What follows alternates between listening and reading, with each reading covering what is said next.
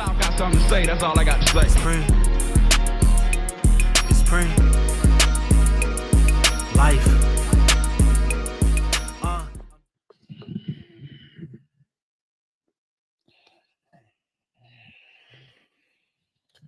I don't know what to say, gang. I don't know what to say, gang. Onana, man, I've been trying to defend you because you're not giving me much to defend, man. Now, look, guys, I'm not going to get emotional. I'm not going to get crazy. First off, let's do the intro. Welcome to the first installment of The South Got Something to Say with your boy of the ATL MUFC. It's your boy Big Mikey, the Emperor. And dog, when I tell you today was rough. First off, I was on one last night and I was supposed to go to the pub today and it didn't happen. Shouts to all my people that were at the pub today for a 9 a.m. match. You know what time it is. You are the real ones of the pub. You are the real ones that show up.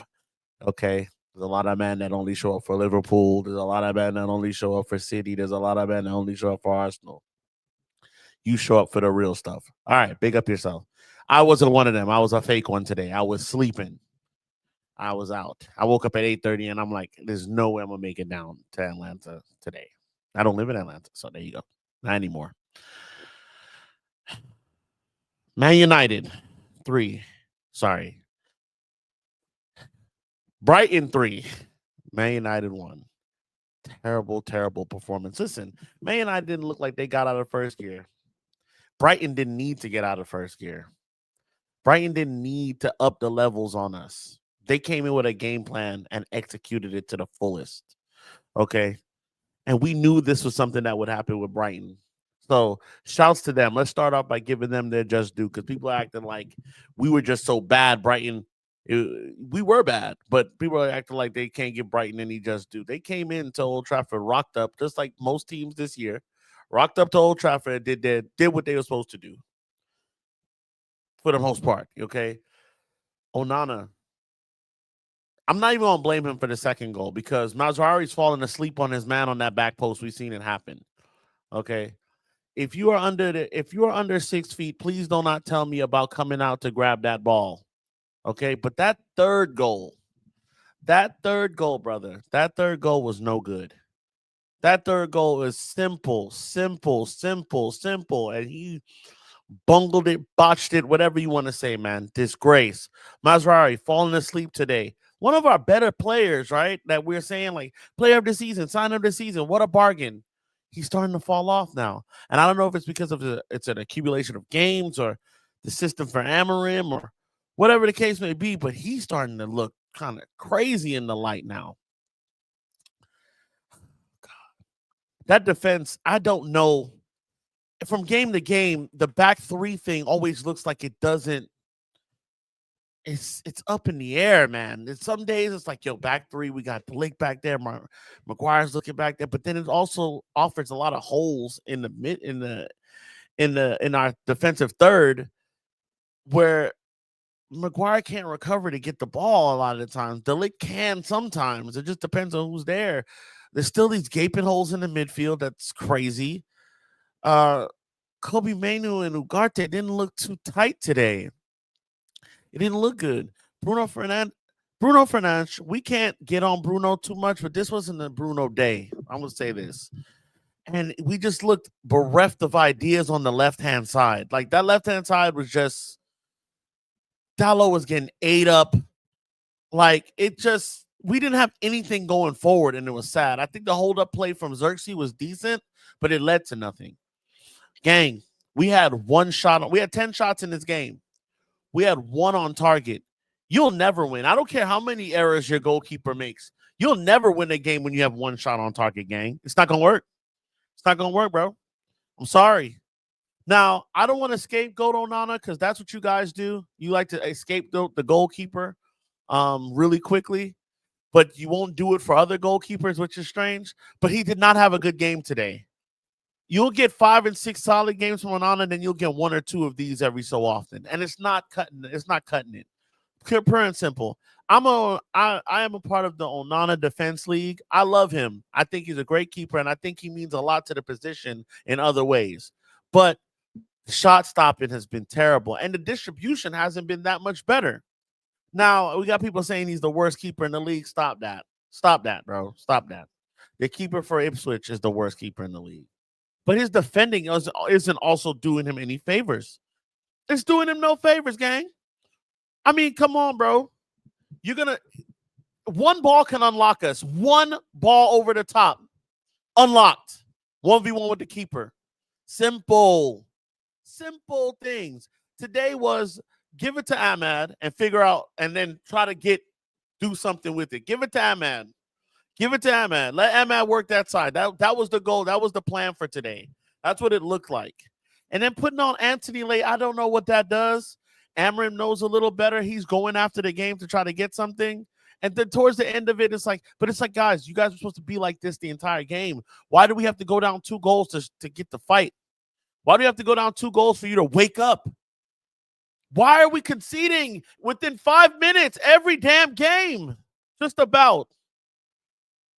It's never like, okay, we're just holding it down. It's like concede, heads drop, and either one or two things happens. We get some individual brilliance from somebody, or we capitulate. We were looking down the barrel of embarrassment, okay, against Southampton. The absolute shotgun barrel of embarrassment, and Ahmad had to save us. Xerxes had to come on. Eriksson had to come on, save the game. And Ahmad just did a badness there. Was very lucky on the, I think it was the second goal where it bounced off Walker Peters. And he put it in. That might have been the first or second goal, but he still had to do something in that game. We can't depend on him every game. We're going to need something more. I don't know, man. An absolute stinker from Mazraoui. Dallo wasn't great. Bruno wasn't great. And Onana 100% wasn't great, bro. Onana, I can't defend you, gang. I don't know what you're trying to do on that third goal. I'm really trying to find something to be like, maybe he was trying to. I don't know what you're trying to do, bro. I have no idea. And I'm 100% not behind it. I'm with Bayern there starting the next game just to see what we got. Drop him, bro. Drop him. You have to Amarim. Amarim's been doing the hard stuff, so I got to big him up. Drop him. Give Altai the start. See if he could do any better. Andre could come back a little later when he gets his mind right. But if right now, it ain't happening. Can't defend it, gang. Can't defend it. I'm fair. I'm not like y'all. I'm not calling for De Gea back. He was bad, too, when he was here the last 2 years. 2.5 years. Not calling for him back. But Onana wasn't the answer to the De Gea problem, which existed, as much as y'all don't like to admit it. Yeah, this is tough. This is tough. We're back to square one, it seems like. It seems like we're back to square one. The couple weeks of exhilaration we've had with drawing to Liverpool and beating Arsenal on penalties and, coming from behind against Southampton, that's gone now. That's gone. And now we move to Rangers on Thursday. And Rangers is going to be tough. Yeah, they're shit. They might not be great. Shouts to Rangers, no disrespect. They might not be great, but we're in no position to fix our faces or turn our noses up at them to act as if we're Premier League royalty when we've been playing like shit. Just can't figure it out.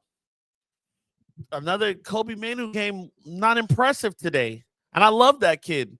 It's not impressive. We got to figure something out, man. And I also don't think we're going to get any transfers. We're 15 days away from the window closing. And I've heard nothing. Normally around this time of the transfer window, historically, there's talk about movement, imminent talks. It's like, oh, we're moving, we're advanced. Talks about this, nothing. The Marcus Rashford thing, no legs. Real Betis for Anthony. how does that benefit us for real? So we can get a loan player. So we could gamble on a loan player and pay Anthony to fuck off and give him $100K a week to fuck off so we could free up that other $100K for somebody else to come in on loan. I'm at this point where we reintegrate Rashford into the team to give us some minutes here and there. Keep Anthony, don't let him go anywhere, and we just figure this out. We're not going to get relegated. I think we're 10 points safe from that. It's a sad thing that I'm thinking about relegation for Man United in January. But we're not going to get relegated, but we're not going to finish in top 4, top 6, or top 8. That's dead. I think 10 to 14 is our best chance. 10 to 14, maybe even 16, maybe where we 10 to 16, 15. I'll say that. That's probably where we're going to be. Okay. So buckle in, guys. It's going to get worse. I'm not going to get emotional, gang. I'm going to give you some time to talk about it. Talk about it in the comments. Hit me up. Let me know if you think what I'm saying is wrong, but I'm not going to get emotional about it, bro. It's every week with this team. It's on a week-to-week basis, and we have to treat it as such. Amarim's working. We see some of the things going right for Amarim. We also see some of these players just aren't good enough, and that doesn't have to change. Okay? That doesn't have to change. It didn't change. Like, they gave us a couple good performances where they showed fight, but even in those performances, we weren't world beaters. We didn't look like we were taking the next step. Against Southampton, we didn't look like we were taking the next step. And we definitely don't look like it now. We didn't look like we haven't turned the corner. And I know that's what we want so bad as a fan base, is to finally say, all right, look, we're back. We're back. We turned the corner, but we ain't there yet, gang. We ain't there yet, gang. And it's going to be all right. It's going to be all right. Buckle in. Shouts to everybody. Shouts to Saji Phillips out there representing all the Reds. Because he's an LA Red, ATL Red, New York Red, New Jersey Red. He's all of that. Shouts to him. He's at Old Trafford representing. I think he's going to be there for a minute. Shouts to him. And shouts to everybody in the States watching the matches, getting up early. Shouts to the home fans. It sounded like, listen, I was watching on TV, but it sounded dead in there, man. I was hearing the Brighton man, them loud. We got to change that too. That has to change too. I'm not one to criticize any of the match goers. I hope that your tickets get low. I hope that you guys can always go to the games. I'm always in favor of you. But that atmosphere in that place, from where I sat, 3,000 miles away, 1,500 miles away, wherever it didn't hit tough.